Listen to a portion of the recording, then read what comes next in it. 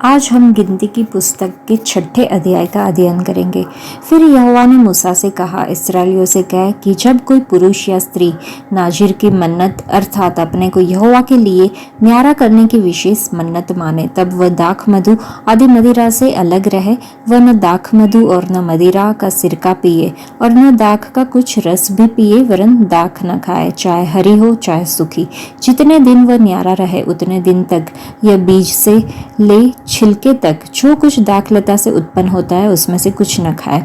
फिर जितने दिन उसने न्यारे रहने की मन्नत मानी हो उतने दिन तक वह अपने सिर पर छुरा न फिराए, और जब तक वे पूरे दिन ना हो जिनमें वह यहोवा के लिए न्यारा रहे, तब तक वह पवित्र ठहरेगा और अपने सिर के बालों को बढ़ाए रहे। जितने दिन वह यहोवा के लिए न्यारा रहे उतने दिन तक किसी लोथ के पास न जाए, चाहे उसका पिता या माता या भाई या बहन भी मरे तो भी वह उनके कारण अशुद्ध न हो, क्योंकि अपने परमेश्वर के लिए न्यारे रहने का चिन्ह उसके सिर पर होगा।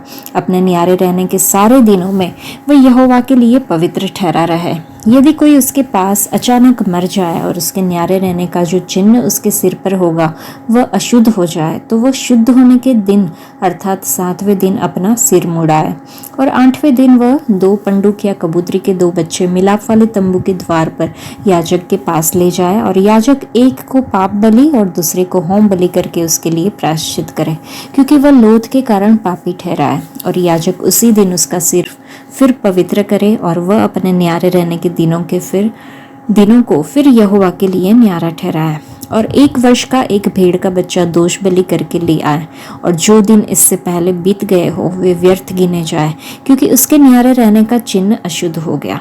फिर जब नाजिर के न्यारे रहने के दिन पूरे हो उस समय के लिए उसकी ये व्यवस्था है, अर्थात वह मिलाप वाले तंबू के द्वार पर पहुंचाया जाए, और वह यहोवा के लिए होम बलि करके 1 वर्ष का एक निर्दोष भेड़ का बच्चा, पाप बलि करके 1 वर्ष की एक निर्दोष भेड़ की बच्ची, और मेल बलि के लिए एक निर्दोष मेढ़ा, और अखमीरी रोटियों की एक टोकरी अर्थात तेल से सने हुए मैदे के फुलके और तेल से चुपड़ी हुई अखमीरी पपड़ियाँ, और उन बलियों के अनबली और अर्ध, ये सब चढ़ावे समीप ले जाए। इन सबको याजक यहोवा के सामने पहुंचाकर उसके पाप बलि और होम बलि को चढ़ाए, और अखमीरी रोटी की टोकरी समेत मेढ़े को यहोवा के लिए मेल बलि करके और उस मेल बलि के अनबली और अर्ध को भी चढ़ाए। तब नाजिर अपने न्यारे रहने के चिन्ह वाले सिर को मिलाप वाले तंबू के द्वार पर मुंडवा कर और अपने बालों को उस आग पर डाल दे जो मेल बलि के नीचे होगी। फिर जब नाजिर अपने न्यारे रहने के चिन्ह वाले सिर को मुंडा चुके, तब याजक मेढ़े का पकाया हुआ कंधा और टोकरी में से एक अखमीरी रोटी और एक अखमीरी पपड़ी लेकर नाजिर के हाथों पर धर दे, और याजक इनको हिलाने की भेंट करके यहोवा के सामने हिलाए। हिलाई हुई छाती और उठाई हुई जांघ समेत ये भी याजक के लिए पवित्र ठहरे। इसके बाद वह नाजिर दाख मधु पी सकेगा। नाजिर की मन्नत की और जो चढ़ावा उसको अपने न्यारे होने के कारण यहोवा के लिए चढ़ाना होगा, उसकी भी यही व्यवस्था है। जो चढ़ावा वह अपनी पूंजी के अनुसार चढ़ा सके, उससे अधिक जैसी मन्नत उसने मानी हो वैसे ही अपने न्यारे रहने की व्यवस्था के अनुसार उसे करना होगा। फिर यहोवा ने मूसा से कहा, हारून और उसके पुत्रों से कह कि तुम इस्राएलियों को इन वचनों से आशीर्वाद दिया करना, यहोवा तुझे आशीष दे और तेरी रक्षा करे। यहोवा तुझ पर अपने मुख का प्रकाश चमकाए और तुझ पर अनुग्रह करे। यहोवा अपना मुख तेरी ओर करे और तुझे शांति दे। इस रीति से वे मेरे नाम को इस्राएलियों पर रखे और मैं उन्हें आशीष दिया करूँगा। इस अध्याय में हमने देखा कि परमेश्वर ने मूसा से कहा कि हारून और उसके पुत्रों से कहो कि प्रजा को इस प्रकार आशीर्वाद दे। तो जब याजक लोगों को आशीर्वाद देंगे तो वे धन्य हो जाएंगे। आज हम प्रभु यीशु मसीह के द्वारा याजक है, और यदि हाँ तो क्या हम लोगों को आशीर्वाद देते हैं या फिर लोगों को कोसते हैं और बड़बड़ाते रहते हैं? आइए हम स्वयं का परीक्षण करें। हम अपने शरीर में जो चेहरा हमें दिया है उसको बहुत ज़्यादा महत्व देते हैं। कितने पैसे और समय खर्च करके हम उसको सुंदर बनाने की कोशिश करते हैं।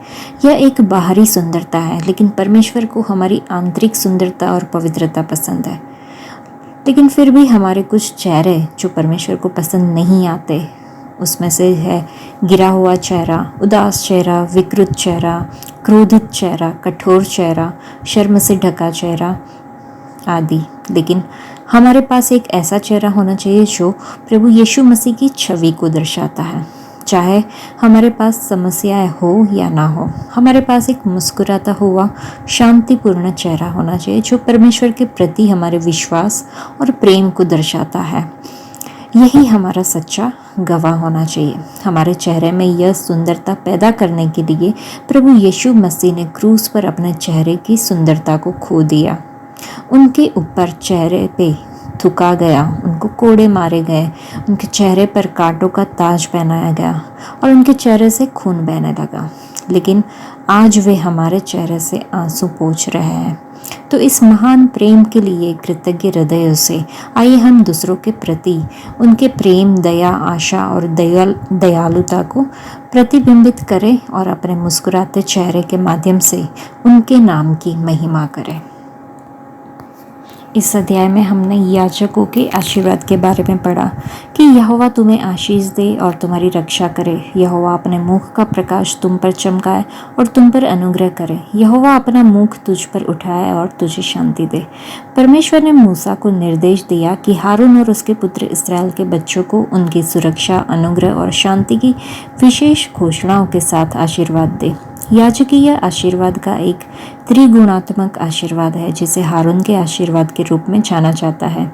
आशीर्वाद देने की क्रिया की जड़ें इजरायली संस्कृति में गहरी है।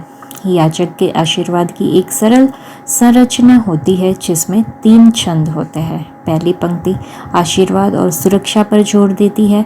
दूसरी पंक्ति इस आशा पर जोर देती है कि परमेश्वर अपने लोगों की अच्छी देखभाल करेगा। परमेश्वर का चेहरा पवित्र अनुग्रह प्रदान करता है।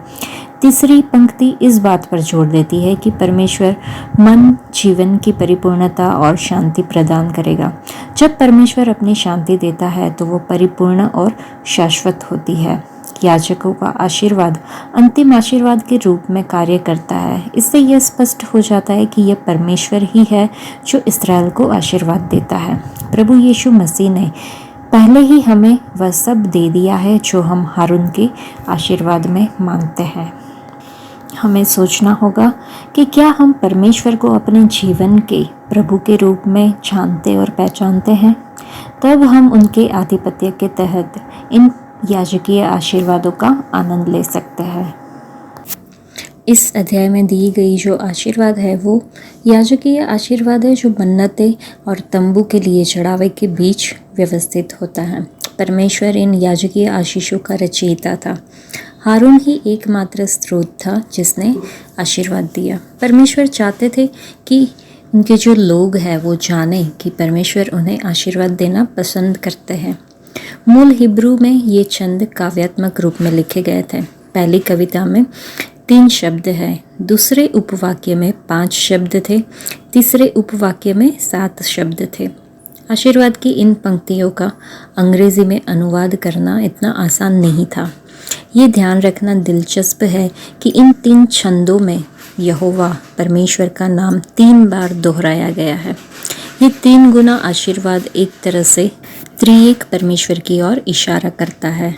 बराक हिब्रू शब्द है जिसका अनुवाद इसमें आशीर्वाद के रूप में किया गया। ये परमेश्वर के प्रावधान को संदर्भित करता है। चमत्कारिक ढंग से परमेश्वर अपने बच्चों की ज़रूरतें पूरी करते हैं। शमार एक हिब्रू शब्द है जिसका अनुवाद सुरक्षा होता है। इसका मतलब है कि परमेश्वर अपने बच्चों के लिए सुरक्षा की ढाल बनेंगे।